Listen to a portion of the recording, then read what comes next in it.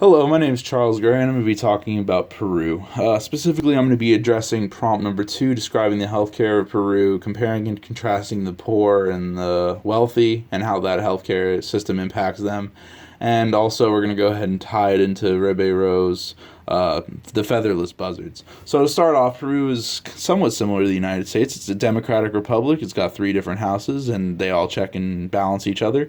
We also have a decentralized healthcare system. Now, going beyond this, we're going to see some differences, because Peru has 5 primary healthcare providers. The Ministry of Health, which tops at about 60% of the population, as Salud, 30%, and then the final 10% being made up of the armed forces, the national police, and the private sector, with the top 10% servicing the having the higher quality.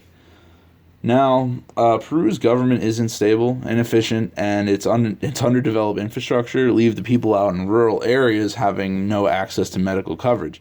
And to make things worse, the World Health Organization evaluated Peru's healthcare system and found that the insurance companies within urban areas were actually often performing functions with a high degree of overlap and little coordination, meaning that there was a lot of inefficiency going on and less money going to the people that need it, which is not good.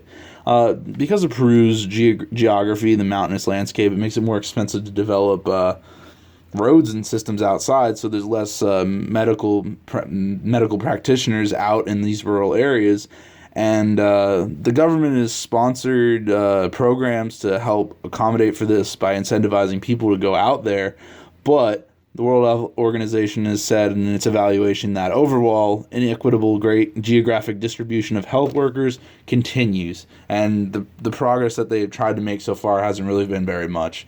It's estimated about 20% of Peruvians lack any access to reliable medical assistance, and most of the healthcare problems that they're dealing with in Peru get a lot worse with economic troubles and political instability. So right now, Peru is pretty good right now, with its GDP growing at 5.9% every year and inflation at around 2.9%. In the 80s and 90s, GDP went down because of frequent government changes and consistently dropped by 3.4%. From 97 to 2002, we see a period of stagnation, with the growth mostly contributing to the upper class.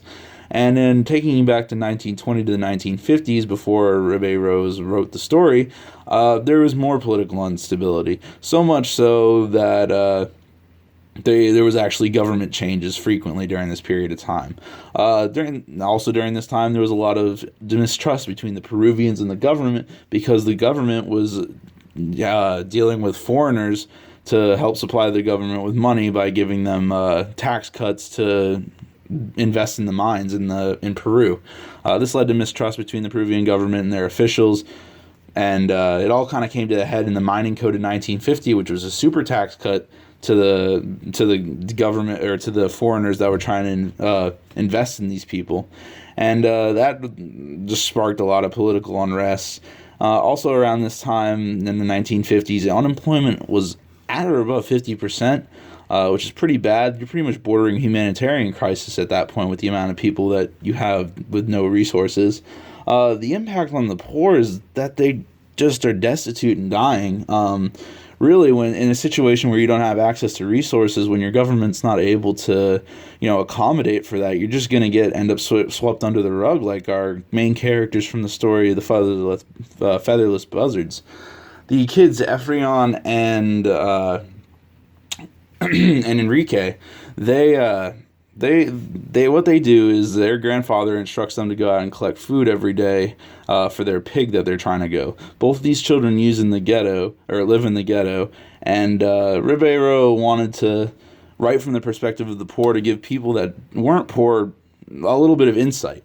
I think Ribeiro was motivated by the poverty he saw around him when he was born in Peru. In addition to that, I also think that he had a purpose for writing The Featherless Buzzards. He wanted to assist the poor. He wanted to bring focus to their cause. And I think he wanted to also call out cities for not being as hospitable as they could be to kids. And the reason that the story was written from the perspective of the kids, I think, is important, because it solidifies the theme of helplessness. Children should be taken care of, and in this story, they really are not. In a larger sense, the economic recession, poor leadership, and lack of access to public service gives birth to stories like The Featherless Buzzards. And Ribeiro wrote to change the hearts and minds of those who haven't been impacted by poverty, to hopefully stir some change in his home country. Thank you.